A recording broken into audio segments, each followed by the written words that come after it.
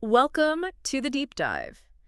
If you've ever, stared at that blank page, feeling that dread, Oh, yeah, that feeling. or wished you could just write more, maybe publish more, and definitely stress less about it all, Absolutely. It's a common struggle. then you know that writing, especially academic or professional writing, it feels really personal, Hmm. sometimes overwhelming, like a battle. It really can. It's this universal desire, isn't it? Finding that flow, getting meaningful work done without all the anxiety that can come with it. Definitely. Everyone wants that. Well, today we're actually setting out on a journey. We're diving into creative and, importantly, sustainable scholarly writing practices. Right. We found this fantastic source. It's almost like a roadmap, really, to making that happen. Yeah, our main source for this deep dive is Danelle D. Stevens's Write More, Publish More, Stress Less. 5 key principles for a creative and sustainable scholarly practice. Okay. And this book, it really stands out. It's not just, theory. It's packed with really practical, um, sympathetic guidance. Sympathetic, I like that. Yeah, and it's been praised by people like Peter Felton, Helen Sword. It speaks to everyone, really. New grad students, experienced professors, looking for maybe a refresh. Sounds really useful. So, our mission today basically pull out the most important nuggets, the key insights, maybe some surprising facts from this book. Just shortcut, essentially. Exactly. Hmm. A shortcut to being well informed on building a writing practice that actually feels, well, good.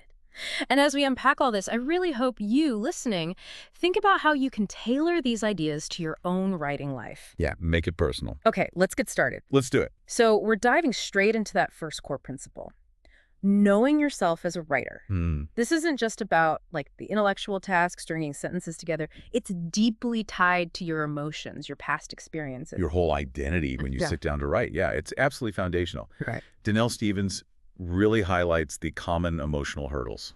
Embarrassment, frustration, discouragement. That paralyzing fear sometimes. Anxiety, self-doubt.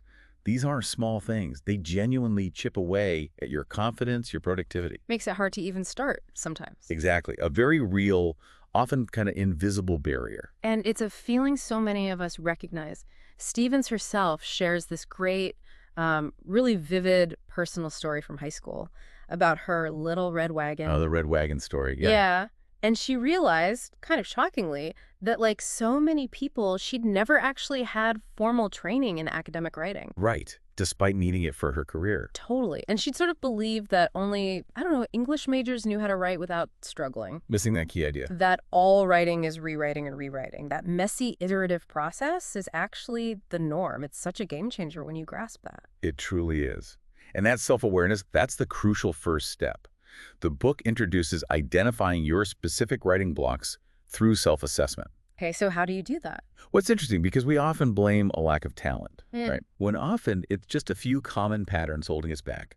The most frequent ones. Well, first, Let me guess. Perfectionism. you got it, perfectionism. Many of us think we're just aiming high, striving for excellence. Sounds good on paper.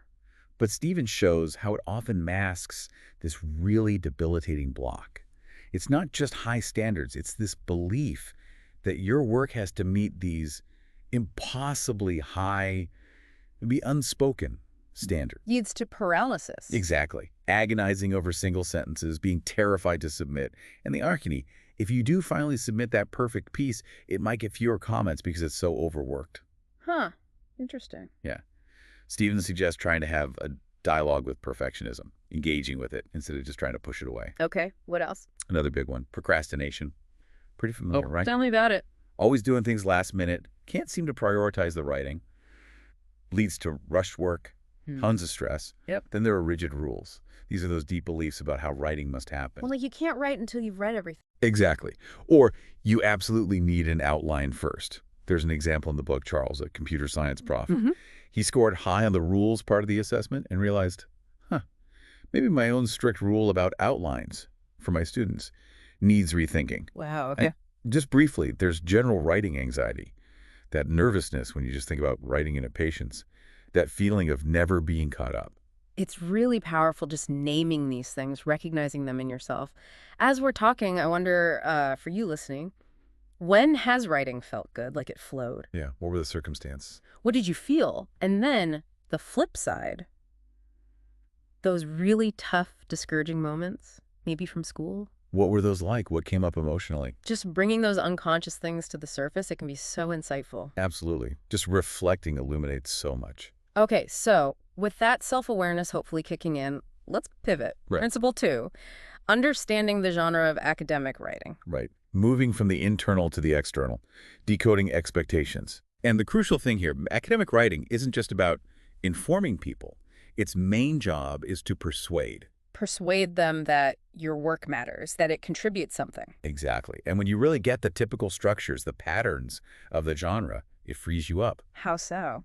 Well, you spend less brain power trying to figure out the form and more on your actual content, which kind of paradoxically helps you think deeper and makes writing easier. Like having a map for the forest. Precisely. A well-worn path. So this means reading like a writer, right? Not just taking in the info, but looking at how it's constructed. Yes.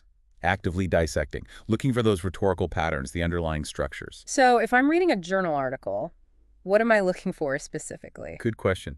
You're asking, how many paragraphs are in their intro? How do they transition sections? How are research questions framed? What kind of verbs are in the title? You're basically reverse engineering the craft. Okay. And a key tool for this is the text structure analysis template, the TSA. TSA. Got it. This is huge because it goes way beyond author guidelines. Guidelines are essential. Sure, word limits, reference style, formatting. Ignore those, you get rejected flat out. Right. Basic stuff. But the TSA gives you deeper insight into common patterns, implicit expectations like how formal are the titles, how many headings usually, paragraph distribution, even reference counts. So it gives you that balcony view. Exactly. Balcony, it helps you calibrate your effort. You might see, oh, this journal usually only has, say, 5 intro paragraphs, not the 10 I was planning. Or they only expect 20 references, not 50. Precisely. And knowing that boosts confidence, reduces stress, a lot. That calibration seems so key. Saves you from overdoing it or guessing wrong. Okay, the book details some specific structural elements to master. First, mining persuasive arguments. The core insight here. Your ability to make a strong argument is critical for getting published. Makes sense. The book offers argument templates, things like controversy, agreement, problem, solution. These are like blueprints for building a persuasive case. They help you find relevant literature, show your contribution, convince the reader. Not just outlines, but blueprints for conviction. I like that. Okay, next. Clarifying purpose statements. Stevens calls the purpose statement the fulcrum of any work. The central point. Exactly. There's an exercise where you write multiple versions of your statement. Helps you really nail down the focus, that A is to B structure. Like, the purpose of this study, A is to report B. Okay. And the tip, put the final version out. Post it where you can see it while you write. Keeps you on track. Good practical advice. And the last structural point. Finding textual connections. This is about the title, argument, gap, purpose, patterns. It's complex. It's actually quite simple, but powerful. It just means using your key terms consistently across your title, your main argument, your purpose statement. Ah, okay. So if your topic is, say, health literacy for ESL students. Right. You'd want words like health literacy, ESL, curriculum, review, whatever your focus is, appearing consistently in those key places. It creates cohesion, guides the reader, prevents confusion. Got it. Ties everything together. Yeah. And when you really become a student of the genre like this, you gain confidence, reduce stress. You're not lost in the woods anymore. You have the map and you understand the territory. I'm in hand.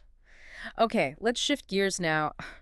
Strategic planning and the social side of writing. Right, because writing isn't just you and the keyboard. So the biggest excuse for not writing. Lack of time. Always. No surprise there. Right. But the book's advice is maybe a bit surprising. Yeah, it strongly pushes for consistent small chunks of time. Like 20, 30 minutes a day. Not hours and hours. No. The point is, even short sessions keep you connected to your ideas. Makes it easier to pick up where you left off. And actually helps build new, positive neural pathways. Like little workouts for your writing brain. Exactly. There's an example, Lynn Sandelman's log of words written and edited shows how that consistency really adds up. So it's about showing up regularly, even briefly, and making those sessions count. Goals are important too, right? Definitely. Specifying and tracking goals. SMART goals are mentioned: specific, measurable, achievable, relevant, time-bound. Turns wishes into actual plans. And tracking can be simple, like lists or word counts. Yeah, like Danelle Stevens' graph, tracking her own output. Find what works for you. Okay. And beyond time and goals, Organizing your stuff matters. Drafts, files, using Google Drive, Dropbox, whatever, having consistent naming conventions, especially if you co-author, it just creates a more supportive environment, less mental clutter. Makes sense. Reduces friction. So that's the individual setup. But you mentioned the social side. Stevens challenges the idea of the lone scholar, right? She really does. Yeah. Suggests rethinking writing as a social act, a conversation. How does that play out practically? Writing groups. Writing groups are a big part of it, yeah, though they come with pros and cons. What are the tricky parts? Well, scheduling, obviously. Getting people coordinated. Choosing members. Do you pick colleagues from your department? What if they're on your tenure committee? Ooh, awkward. Right. Or do you go cross-disciplinary? But then maybe they don't fully get your specific field. And then there's just the vulnerability, you know, giving and getting feedback. It takes trust. Definitely. But the potential upside was big. Huge when it works. Hmm. The book describes different types. Write-on-site groups. Basically just writing together, like parallel play. Okay. Quiet company. Check-in groups for accountability and support. And specialized short-term groups, like one focused just on getting IRB proposals done. Ah, task focus. Exactly. And the benefits. You learn conventions faster, sharing insights, you get support when you're blocked. The whole process feels less mysterious when you share wins and fails. Challenges that myth of the isolated genius. Totally. Shows collaboration can be a catalyst. So how do you make a group work well? Any best practices? Yeah. Have a shared vision, be goal-oriented, make sure there's accountability. And this is important, celebrate accomplishments. Celebrate.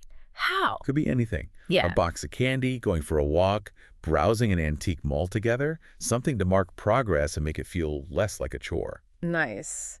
Okay, let's talk creativity now. Seems almost opposite to rigid academic structures, but it's in the book. It absolutely is. Yeah. Infusing creativity isn't just fluff. It helps overcome disengagement, generate text when stuck, and reduce stress. Okay, I'm intrigued. What kind of strategies? Well, first, basic free writing. Just writing fast, uncritically, getting words down, even without an outline. Focused free writing is similar, but you start with a specific prompt or question. Just get the juices flowing. Exactly. Then there's dialogue writing. This is cool. You actually have a conversation on paper with something abstract, like perfectionism. Talking to perfectionism. Yeah. Or with your dissertation, like the example of Donna writing an unsent letter to hers, pouring out frustrations. Mm-hmm. You just write dialogue, new line for each speaker, maybe set a timer. It's playful, but effective. Interesting technique. Then there's meta-reflection. After you do some free writing or dialogue, you reread it and reflect. What ideas pop out, what worked. Stepping back to look at what you produced. Right. And finally, concept mapping with Post-its. Very visual. Brainstorming, organizing ideas. Post-its make it easy to move things around, cluster them. An outline can emerge quite naturally. So these aren't just time wasters, they actively help. They actively reduce stress and affirm your unique contribution. Makes the whole thing more sustainable, more enjoyable. Okay, and there's another tool mentioned, a journal. Yes, the professional or research journal. Yeah. Hugely valuable, often overlooked. How is it different from just like a diary? Well, Stevens uses this great analogy. She talks about being a breakfast waitress at the Essex Inn in Chicago. A waitress. How does that connect? She compares the intensity, the immediacy, the unpredictability of that job, juggling orders, customers, chaos, to the complex demands of academic life. Ah, okay. The multitasking, the pressure. Exactly. Both need constant focus, switching gears. A journal becomes the place to process all that complexity. So what makes it a professional journal? Key things. It's dated. It's written or maybe drawn. It's informal, flexible, private, and archival. The dates are crucial for tracking thoughts over time. And the benefits. Why keep one? Oh, lots. Organization, obviously. Creating fodder for writing ideas, getting emotional distance from daily ups and downs, feeling more in control. Reducing stress again. Absolutely. It's a private space for creative thinking, problem solving, no judgment. Practical tip, leave the first few pages blank for a table of contents. Helps you find things later, revisit old ideas. It becomes a living archive. Okay, wow. So we've got self-awareness, genre knowledge, strategy, social support, creativity, journaling. Quite the toolkit. It really is. Now you're equipped to actually navigate the publication landscape. Let's walk through the different options from smaller steps to bigger projects and handling those inevitable bumps in the road. Right. Where to start? Often, book reviews are a great first step. Really? Book reviews? Yeah. Especially for early career folks, they're relatively short, 500 to 800 words, maybe 2-3 pages, and boom, you've got a line on your CV. Okay. It involves what the book calls detective, reflective, and expressive work. Finding the right book. the right journal. Detective work. I like that. What's next up the ladder? Conference proposals. Going to conferences, presenting huge benefits, you get public input on your work, you network. Lays groundwork for articles later. Exactly. And the book mentions different formats, roundtables, posters, paper presentations. Smart tip. Apply for as many formats as possible when you submit. Why is that? Your paper might not score high enough for a presentation, but it could be perfect for a roundtable or poster. Increases your chances of getting accepted in some form. It's a long-term investment. Good strategy. Okay, now the big one for many academics. Journal articles. Yes. Publish or perish. Rejection rates are high, like 65%. Discouraging. But here's the kicker, the really surprising insight. 6 out of 10 rejections are not about your amazing theory. They're about things like choosing the wrong journal, messing up formatting, not paying attention to detail. Seriously, stuff that's fixable. Much easier to fix than fundamental theoretical flaws. Yeah. So that detective, reflective, expressive work is key here too. Identify journal types, stretch, within reach, fallback. Understand article types, reflective practice, literature review, etc. Tailor the manuscript using that TSA maybe. Exactly. And nail that abstract. Usually on 240 words, no references. It's your first impression. Crucial. Okay, moving up again. Writing a book. The long game. A long, difficult process, the book says, but big rewards, potential for a larger audience, really establishes expertise. Different kinds of academic books, though. Oh, yeah. Textbooks, edited collections, professional books, scholarly monographs, even self-published. All have different pros, cons, royalties, academic weight. Katie Barber's story is mentioned as a success. So research is key before you start. Absolutely. Understand the market, the world of book publishing before committing years to it. Okay. And finally, dealing with reviewer feedback, specifically the revise and resubmit, the R&R. The R&R can feel like an emotional roller coaster. Right? Definitely. Feels like rejection sometimes. But the key message is, it's a reprieve, not a rejection. It means they see potential. So how should you handle it? Intellectually, analytically. Weigh the pros and cons of revising. And if you go for it, use a feedback matrix. Feedback matrix. Yeah, basically a table. List every single reviewer comment and then detail how you addressed it point by point. Shows the editor you've been thorough and thoughtful. Massively increases your chances. And the cover letter. Crucial. Needs to be succinct, polite, appreciative. Clearly summarize the main changes based on the feedback. Sure you took it seriously. Got it. Be systematic and professional. Exactly. So wrapping this all up, what does it mean for you listening? We've covered a huge amount today. We really have. Remember those key principles from Stevens. Know yourself. Understand the genre. Be strategic. Be social. Cultivate creativity. So keep that journal. And keep that journal. All these things, supported by the practical strategies, apply across the board. Book reviews, conferences, articles, books, handling R&Rs. Yeah, the core message seems to be that these aren't just tricks. They're designed to build your capacity for, like, academic well-being. Right, to help you stress less about the writing and create a practice that's actually sustainable long-term. So you really can write more, publish more, and stress less. It's about empowering yourself. Precisely. And maybe a final thought to leave you with. It's from Korzybski way back in 1933. Okay. He said, a map is not the territory it represents, but if correct, it has a similar structure to the territory, which accounts for its usefulness.